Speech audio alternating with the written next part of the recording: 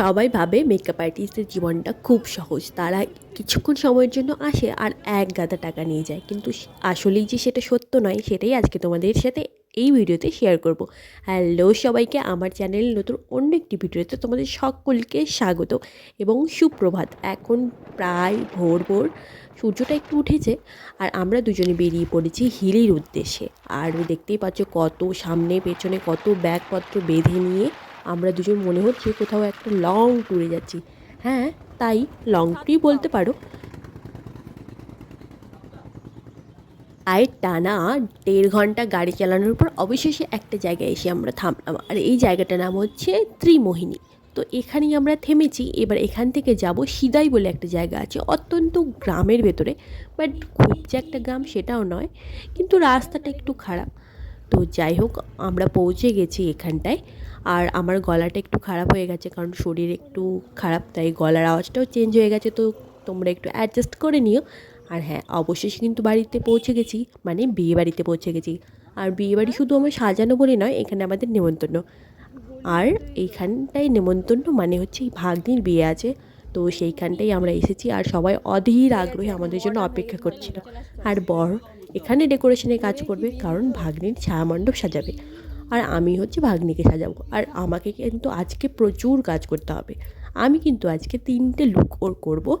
এক হচ্ছে বৃদ্ধির লুক প্রথমেই করব, তারপর করব হলুদের, আর অবশেষে রাত্রেবেলা বিয়ের লুক। আর এখানে আমার ছোট ভাগ্নি এখানে খুব সুন্দরভাবে, দেখো কি সুন্দর কুলোর মধ্যে বরবউ আঁকাচ্ছিল। সত্যি বলছি, এত ছোট মেয়ে হয়ে এত কিউটভাবে এত সুন্দরভাবে করছিল। আসার পরে কিন্তু আমি একদম স্নান করে রেডি হয়ে গেছি, আর প্রায় এখন 9:30 বাজে। আর আমি ভাগ্নিকে রেডি করার জন্য কিন্তু বসে পড়েছি, কারণ বৃদ্ধির লুক সকাল সকাল করতে হবে। আর একদিনের মধ্যে 3টে লুক করা মানে ভীষণ চাপ হয়ে যায়, তো সেই জন্যই খুব সকাল সকাল বসে পড়েছি ভাগ্নিকে সাজাতে। আর তোমাদের যার যার আমার কাছে সাজতে ইচ্ছে করে বা ইচ্ছে করছে, আমাকে কিন্তু অবশ্যই আগে থেকে বলে রেখো, আমি সবাইকে সাজিয়ে দেবো। আর এটাও যে যারা একদমই পরিস্থিতি খারাপ বা যারা হয়তো পারছো না অ্যাফোর্ড করতে ব্রাইডাল মেকআপ তার নিজের স্পেশাল ডেতে, আমি কিন্তু তাদেরকে অনেকটা অত্যন্ত লো বাজেটে সাজিয়ে দেবো। আর এটা সত্যি কথা বলতে আমি করে খুব খুশি হব যে আমি তোমাদের সাহায্য করতে পারছি। তো নির্দ্বিধায় তোমাদের কারো যদি প্রবলেম থাকে অবশ্যই কিন্তু তোমরা আমার সাথে শেয়ার করতে পারো, আমি কিন্তু অলওয়েজ তোমাদের পাশে আছি। আর হ্যাঁ, ভাগ্নির ফাইনাল লুকটা কেমন লাগছে সেটা কিন্তু দেখে অবশ্যই জানিও। আর ও কিন্তু এমনিতেও কিউট দেখতে, আর অনেকেই বলেছে আমাকে যে ও নাকি আমার মতো দেখতে, আমার বোন হবে হয়তো, কিন্তু না, ও আমার ভাগ্নি, অনেকটাই আলাদা আমরা দুজন দেখতে। বাট সত্যি কথা বলতে ও আমার মতোই অনেকটা, কিন্তু বেশিরভাগটাই আলাদা। তো যাই হোক, ওর ফাইনাল লুক কিন্তু অলরেডি রেডি হয়ে যাচ্ছে, ওর বেশিক্ষণ লাগবে না রেডি হতে, কারণ আমাকে খুব তাড়াতাড়ি হাত চালাতে হচ্ছে, কারণ যদি তাড়াতাড়ি হাত না চালাই ও টাইমলি রেডি হতে পারবে না। তো সেই জন্য সমস্ত দায়িত্বটা আমার ওপরে রয়েছে যে আমি ওকে কতটা টাইম নিয়ে সাজাবো।